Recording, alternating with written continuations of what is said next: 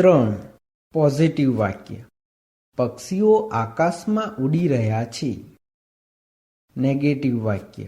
પક્ષીઓ આકાશમાં ઉડી રહ્યા નથી. ઇન્ટ્રોગેટિવ વાક્ય. શું પક્ષીઓ આકાશમાં ઉડી રહ્યા છે? આપણે સૌ પ્રથમ આ વાક્યોમાં સબ્જેક્ટ, ઓબ્જેક્ટ અને વર્બ કોને કહેવાય તે જોઈએ. આ વાક્યમાં પક્ષીઓ સબ્જેક્ટ છે, આકાશમાં ઓબ્જેક્ટ છે અને ઉડવું વર્બ છે. હવે આપણે ફોર્મ્યુલા પ્રમાણે પોઝિટિવ વાક્યનું અંગ્રેજી વાક્ય બનાવતા શીખીશું. સબ્જેક્ટ એટલે કે પક્ષીઓ. પક્ષીઓનું અંગ્રેજી બર્ડ્સ થાય છે. એમ અથવા ઇઝ અથવા આર. આ વાક્યમાં સબ્જેક્ટ તરીકે બર્ડ્સ બહુવચન નામ હોવાથી બર્ડ્સની સાથે આર આવે છે. વર્બ એટલે કે ઉડવું. ઉડવુંનું અંગ્રેજી ફ્લાય થાય છે. પરંતુ કન્ટિન્યુઅસ પ્રેઝન્ટ ટેન્સના એક્ટિવ વોઇસના વાક્યોમાં ક્રિયાપદના મૂળ રૂપને આઈએનજી પ્રત્યે લાગતો હોવાથી ફ્લાયનું ફ્લાઇંગ થાય છે. ઓબ્જેક્ટ એટલે કે આકાશમાં. આકાશમાંનું અંગ્રેજી ઇન ધ સ્કાય થાય છે. આ વાક્યમાં અધર વર્ડ્સ નથી.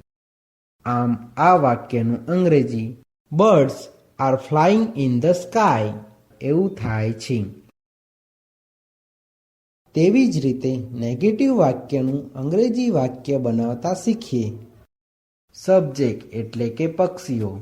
પક્ષીઓનું અંગ્રેજી બર્ડ્સ થાય છે. એમ અથવા ઇઝ અથવા આર. આ વાક્યમાં સબ્જેક્ટ તરીકે બર્ડ્સ બહુવચન નામ હોવાથી બર્ડ્સની સાથે આર આવે છે. નોટનું નોટ. વર્બ એટલે કે ઉડવું. ઉડવુંનું અંગ્રેજી ફ્લાય થાય છે. પરંતુ કન્ટિન્યુઅસ પ્રેઝન્ટ ટેન્સના એક્ટિવ વોઇસના વાક્યોમાં ક્રિયાપદના મૂળ રૂપને આઈએનજી પ્રત્યે લાગતો હોવાથી ફ્લાયનું ફ્લાઇંગ થાય છે. ઓબ્જેક્ટ એટલે કે આકાશમાં. આકાશમાંનું અંગ્રેજી ઇન ધ સ્કાય થાય છે. આ વાક્યમાં અધર વર્ડ્સ નથી. આમ આ વાક્યનું અંગ્રેજી birds are not flying in the sky એવું થાય છે. તેવી જ રીતે ઇન્ટ્રોગેટિવ વાક્યનું અંગ્રેજી વાક્ય બનાવતા શીખીએ. એમ અથવા ઇઝ અથવા આર. આ વાક્યમાં સબ્જેક્ટ તરીકે બર્ડ્સ બહુવચન નામ હોવાથી બર્ડ્સની સાથે આર આવે છે. સબ્જેક્ટ એટલે કે પક્ષીઓ. પક્ષીઓનું અંગ્રેજી બર્ડ્સ થાય છે. વર્બ એટલે કે ઉડવું. ઉડવુંનું અંગ્રેજી ફ્લાય થાય છે.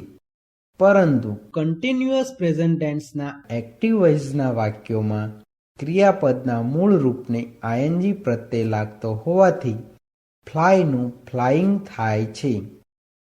ઓબ્જેક્ટ એટલે કે આકાશમાં. આકાશમાંનું અંગ્રેજી ઇન ધ સ્કાય થાય છે. આ વાક્યમાં અધર વર્ડ્સ નથી. આ ઇન્ટ્રોગેટિવ વાક્ય હોવાથી વાક્યની પાછળ ક્વેશ્ચન માર્ક આવે છે. આમ આ વાક્યનું અંગ્રેજી are birds flying in the sky એવું થાય છે.